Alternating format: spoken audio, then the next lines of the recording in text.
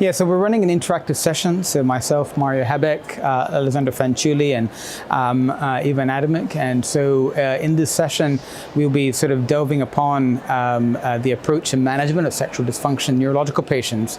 Now, the distinction between sort of neurogenic, non-neurogenic is actually, there's no clear divide.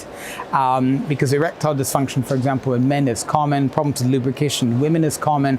But there are some indicators, for example, if there's early loss of orgasms, for example, or loss of ejaculation.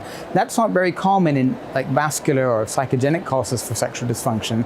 And so that would be sort of an indicator. If there's accompanying bladder, bowel problems, then there's more than one pelvic visceral involvement. That's once again, it's going to be a soft sign. Or of course, there are other neurological symptoms and signs.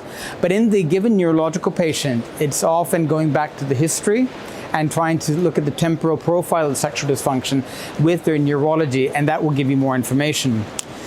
I would say what's also important is the medications, and so many of our neurological patients are on drugs such as your selective serotonin reuptake inhibitors, for example, and these are notorious to cause sexual dysfunction, problems with ejaculation, gentle numbness, and so it's prudent, therefore, in that assessment to also understand the pharmacology, the prescription, and seeing if that could also be contributing to the sexual dysfunction.